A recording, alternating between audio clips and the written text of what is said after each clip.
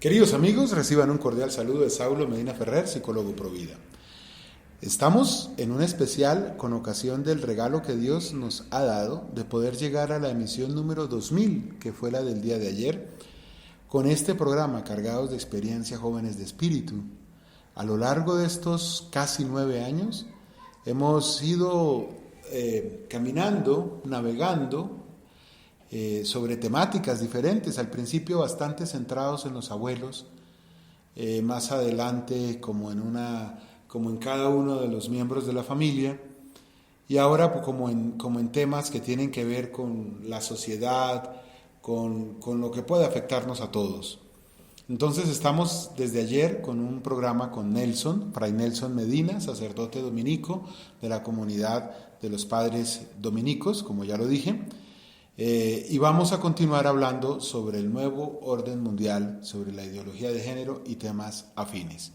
Nelson, regálanos tu saludo y una oración para nuestro Señor Jesucristo. Ante todo, el saludo para los queridos oyentes. A ustedes, después de Dios, se debe que se pueda llegar a 2000 programas. Un programa no subsiste sin oyentes, así que muchas gracias por estar presentes y por favor unamos nuestros corazones al corazón de Jesucristo. Padre nuestro que estás en el cielo, santificado sea tu nombre. Venga a nosotros tu reino, hágase tu voluntad en la tierra como en el cielo. Danos hoy nuestro pan de cada día, perdona nuestras ofensas, porque también nosotros perdonamos a quienes nos ofenden. No nos dejes caer en la tentación y líbranos del mal. Bueno, vamos a continuar con el programa que estábamos desarrollando ayer, y yo voy a hacer unas preguntas de abogado del diablo. Cuando uno habla de estos términos, ideología de género, nuevo orden mundial, entonces le dicen a uno que es que uno se inventó películas y que por qué no va a Hollywood y que de pronto allá le va mejor. Entonces yo te voy a hacer unas preguntas, Nelson. ¿Esto cómo funciona? Tú hablabas ayer de unos videos que se vuelven virales, que alguien lleva estadísticas. ¿Cómo podemos correlacionar eso con el periodista de Montevideo, con otra persona en Panamá, por hablar de nuestros países cercanos? Pero bien sabemos que esto sucede en todas partes, así lo estamos mencionando. ¿Cómo opera esa coordinación? Esa es una pregunta muy interesante, muy difícil de responder porque la respuesta real supondría nombres y supondría señalar canales específicos de comunicación. Hay gente que tiene la idea de que ha logrado hackear, como se dice hoy, las redes del poder, y entonces nos dicen que todo tiene que ver con unos documentos que se llaman los protocolos de Sion, o que todo tiene que ver con un club, el club de Bilderberg, creo que se llama. Bilderberg o algo así. Que reúne a los grandes poderosos del mundo. Otros dicen que todo se realiza en las reuniones de las logias masónicas. Desde mi punto de vista, eso sí es hablar de películas. Porque, como comentábamos en el programa de ayer, estas personas son sumamente inteligentes y además con una capacidad de inversión y de gasto muy grande. Eso quiere decir que si algo caracteriza el poder de las tinieblas, es lo que el libro del Génesis describe de la serpiente. Es astuta, se sabe mover con gran sigilo y se sabe esconder. Entonces, pretender que nosotros ya tenemos los nombres y apellidos de los grandes gestores de este nuevo orden mundial es, por decirlo menos, una exageración. Quizás haya algunas personas que están vinculadas, nombres que nosotros conocemos.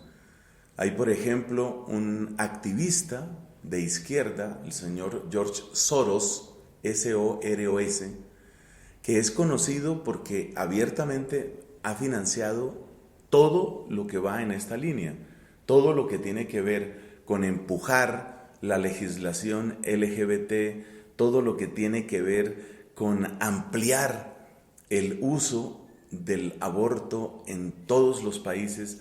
Ahí hay dinero de este señor. O sea, uno puede sospechar que si él no es de los que está en la cima de ese poder oscuro, sí tiene relaciones con... Está al lado. Sí está al lado, está muy cerca de eso. Pero es muy difícil saber qué tipo de personas. Uno puede reconocer otras personas. Jeff Bezos, escrito con Z, que es el máximo dirigente de Amazon, varias veces ha dicho abiertamente que él quiere apoyar esta clase de causas, y en campaña presidencial en Estados Unidos él donó, así públicamente, donó $1 millón para empujar la tendencia que él considera que es la que tiene que triunfar, que es la de la ideología de género. También sabemos que el matrimonio de los Gates, Bill Gates es el fundador de Microsoft, también ha impulsado el aborto en muchas partes. O sea, claramente tenemos unos cuantos nombres de personas que sabemos que han estado involucradas en estas prácticas. Los Rockefeller, en su gran mayoría, han tenido que ver también con este modo de negociar. Pero esa investigación es peligrosa en varios sentidos. Sobre todo es peligrosa no tanto por los nombres que conocemos, sino por los muchos que no conocemos. La impresión que yo tengo es que las personas realmente poderosas en este asunto del nuevo orden mundial deben ser lo suficientemente inteligentes para saber que cuanto menos las conozcan mejor. Otra cosa que hay que decir sobre el nuevo orden mundial es que no es un asunto de países. Cuando uno escucha, por ejemplo, al actual presidente de Venezuela, el señor Maduro, hablando pestes sobre los Estados Unidos, o cuando uno escucha a tantos que están hablando barbaridades sobre China o sobre Corea del Norte, esas acusaciones a los países a mí me parece que son más ruido que otra cosa. Porque la verdadera geografía, o si vamos a ser más precisos, la verdadera geopolítica hoy en el mundo no coincide con las fronteras de las naciones. Es decir, las personas que realmente tienen poder para lo bueno o para lo malo son personas que se ríen de las aduanas y los controles de pasaportes y esas cosas. Un señor como este que he mencionado de primero, Soros, él sabe que en un momento dado hay que invertir tantos millones de dólares en Camerún, o que hay que invertir tantos millones de dólares en Australia o en Finlandia. Es decir, el nombre del lugar no es lo importante. Para estas personas lo que existe es el mundo en su conjunto, y lo que existe es una especie de gigantesco tablero de ajedrez en el cual los peones se van moviendo según conviene, según se necesita. Así que la advertencia principal es: sí conocemos a unas cuantas personas, pero no sabemos exactamente qué hay detrás. Eso también hay que aplicarlo a la política de nuestros propios países. Hay mucha gente que considera que, por decir algo, Maduro es el culpable de todo lo de Venezuela, o hay gente muy descontenta con el actual presidente de Colombia. Yo personalmente no estoy muy satisfecho con ninguno de ellos, pero eso no es lo importante. Lo importante es saber que más allá de las personas que salen en las cámaras de televisión, hay otras personas que son las que se están lucrando de este poder. Y lo más interesante para nosotros es ver la relación que tienen los distintos poderes. Por ejemplo, ¿por qué los abusos contra la población LGBT han generado poder político, mientras que los abusos contra personas discapacitadas no? Este es un dato muy importante y supremamente doloroso. Se habla de golpizas y de abusos contra la población de lesbianas, gays, bisexuales, transexuales, queer, intersexuales, etc. Y yo en ningún caso estoy de acuerdo con esa clase de barbaridad. Yo no estoy de acuerdo con eso. Pero lo que me llama la atención es que hay casos tan aberrantes de abuso contra personas discapacitadas. Me comentaba, por ejemplo, un pariente mío que tuvo un hijo autista, me comentaba lo que él había investigado sobre las instituciones donde están estas personas con autismo. Y me decía, casi con lágrimas en los ojos, el grave problema con los autistas es que como tienen dificultades de comunicación, nadie sabrá nunca todo lo que les han hecho. Pero ha habido, a pesar de esa barrera de silencio de los autistas, ha habido personas que se han puesto a investigar lo que sucede. Entonces, desde los golpes, el abuso verbal, el no dar las medicinas, incluso el abusar sexualmente de hombres o de mujeres, ha pasado en estas instituciones. Pregunto yo, ¿han visto ustedes grandes titulares en la prensa sobre los abusos a los autistas? ¿Han visto ustedes grandes titulares sobre el maltrato a las personas con síndrome de Down? Eso no sale nunca. Entonces, la pregunta interesante no es empezar a especular uno sobre quiénes son los que manejan los hilos, sino más bien preguntarnos en otro plano, ¿por qué hay cierto tipo de abusos que generan poder y otros no generan poder? Y la respuesta, que no es tan sencilla, sin embargo, creo que es bastante convincente, por lo menos para mí. Lo que sucede es que hay un concepto importante que es el concepto de masa crítica, y el concepto de masa crítica es manejado de un modo estadístico. Si tú haces una denuncia, por ejemplo, sobre lo que le sucedió a un indigente que fue apaleado por la policía, y eso no tiene gran resonancia en la opinión pública, pues tú te das cuenta que por ahí no vas a llegar a lo que llamamos masa crítica. Si tú cuentas la historia de cómo se presentaron algunos abusos en instituciones de autistas, tampoco hay mucho. En cambio, cuando tú hablas de lo que le sucede a una persona por su llamada orientación sexual, la respuesta es inmensa. ¿Por qué? Bueno, una de las razones principales es porque todos tenemos sexualidad y la inmensa mayoría de nosotros tenemos de una o de otra forma experiencia de nuestra propia sexualidad. Antropológicamente hablando, la propia sexualidad está vinculada a la experiencia corporal más íntima de lo que uno es. Eso quiere decir que lo que se diga sobre la sexualidad toca inmediatamente la manera como cada persona se percibe a sí misma. En cambio, si yo veo que están maltratando a un africano, que era mi ejemplo de ayer, si yo veo que están maltratando a un asiático, si yo veo que golpearon a un autista, pues yo digo, pues soy africano. Eso es una depravación, pero yo no soy africano. O ese es un gran problema, pero mi inteligencia funciona bien. Es decir, no termina de establecerse la conexión con esa persona.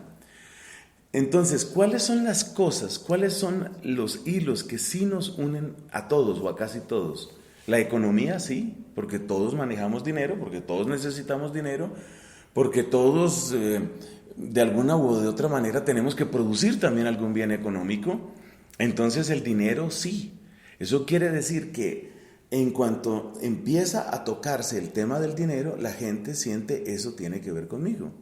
En cuanto empieza a tocarse el tema de la sexualidad, una gran cantidad de personas sienten eso tiene que ver conmigo. Y yo añadiría sexualidad y afectividad. Por supuesto. Porque no solamente es el ejercicio mecánico como se quiera concebir de la sexualidad, sino también el afecto, ¿no? Claro. Si bien sabemos que ahí salen las parejas cogidos de la mano, de dos hombres, de dos mujeres, déjenos ser felices, por favor, permítanos, no somos ciudadanos de segundo orden, etc. Y yo añadiría una cosa ahí, Nelson, si me permites, y es que la manera de validar la masa crítica es a través de los votos. Claro. Un autista no vota. Exacto. En cambio, el que siente que le están maltratando sus derechos a su expresión de la afectividad, ese sí vota. Y el político puede controlar economía, puede controlar la expresión sexual, los parámetros para la expresión sexual y afectiva, y ahí es donde surge otro personaje en este escenario, que es el político. Cuando digo personaje en singular no quiero decir que sea uno solo, sino más bien como un rol, ¿verdad? Totalmente de acuerdo, totalmente de acuerdo. Entonces, lo que hace que se pueda encontrar una masa crítica es que como todos estamos ligados por realidades tales como las que ya has mencionado, la economía o la sexualidad-afectividad, gracias por hacer énfasis en eso, entonces las personas rápidamente se conectan ahí. En el fondo, parece que lo que hay es algo como esto. Si yo veo que un gobierno está permitiendo el abuso en términos de economía, algo dentro de mí dice, yo puedo ser el siguiente en la lista. Yo no quiero eso para mí, yo no quiero estar entonces en un país donde el rico pueda hacer lo que quiera con el pobre. Eso automáticamente me predispone a una solidaridad que podría ser sana con el pobre. Exactamente lo mismo sucede con el tema de la sexualidad. Es decir, yo no quiero que otras personas manejen mi sexualidad, entonces yo no quiero vivir en un lugar donde uno le controlan la sexualidad, entonces yo prefiero que nadie controle la sexualidad. De nadie, y que todo se valga, porque Y que así todo voy se yo valga, bien. porque así yo puedo hacer lo que yo quiera con mi propia sexualidad. Entonces, esos hilos profundos, que son hilos propios de la antropología, son los que permiten que esta gente vaya acumulando en términos de masa crítica. Luego utilizan los recursos propios de lo que se ha llamado reingeniería social. En el programa de ayer mencionábamos la fuerza que tiene la compasión, esas historias que salen todos los días. Yo le he hecho un seguimiento ya durante varios meses a un medio de comunicación sumamente potente a escala global que es la BBC, el servicio de noticias mundial de la BBC. Y me llama la atención cómo son, o sea, ya se volvieron predecibles, totalmente predecibles. Yo sé que todos los días va a haber por lo menos 2 noticias en contra de Donald Trump, por lo menos 2 noticias. Todos los días va a haber una alusión a los viejos y buenos tiempos con Barack Obama. Todos los días va a haber una noticia, es absolutamente todos los días, esto no falla. Y el que me quiera contradecir, por favor, vaya al archivo de la BBC, vayan ustedes al archivo de la BBC, por lo menos en inglés, es el que he consultado todos los días, no sé si es igual en español. Entonces, todos los días están los ataques a Trump, por lo menos 2, todos los días hay algo para recordar. El tren de los buenos tiempos, como dice aquella canción. Sí, todo era tan bueno con Obama. Pero te das cuenta, era un verdadero caballero, ese era el que hemos debido seguir por ahí, pero ¿qué fue lo que pasó? No, tenemos que sacudirnos de estos malos tiempos. Y todos los días, absolutamente todos los días, hay una historia sobre una pareja de transgénero, como dicen ellos, que está sufriendo en Pakistán. Su único crimen es que se aman. Y viene toda la historia dramática con la foto del muchacho que llora porque no le dejan proteger a su novio y darle ternura a su novio. Al otro día, otra noticia igual. Bueno, pero además de toda esta compasión, que está perfectamente diseñada. O sea, yo me imagino al director o al editor de la BBC aplaudiendo desesperadamente para reclamar atención y diciendo, bueno, ¿qué pasa con la noticia LGBT de hoy? ¿Qué pasa? Todavía no sale. Es decir, ellos saben que esto es como los antibióticos, hay que darlo todos los días a la misma hora para producir el efecto que se quiere. Ya ellos saben que tienen que hacerlo. Lo que ellos tal vez no saben es que algunos de sus oyentes y televidentes tenemos la suficiente inteligencia para ver el juego en el que nos pretenden meter. Pero además de eso hay las otras estrategias clásicas. Más o menos, por seguir con mis estadísticas relativamente informales, entre cada 3 y cada 4 semanas aparece alguna gran figura que, como dicen ellos, acaba de salir del armario. Es decir, armario dicen en España, salir del closet decimos aquí, es decir, la persona que se empieza a manifestar abiertamente como bisexual o como homosexual. Cada 3 semanas, eso no falla.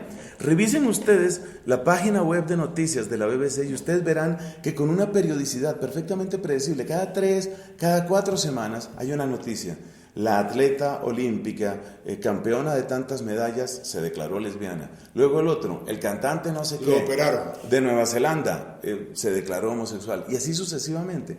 Entonces, toda esa maquinaria está al servicio ¿de qué?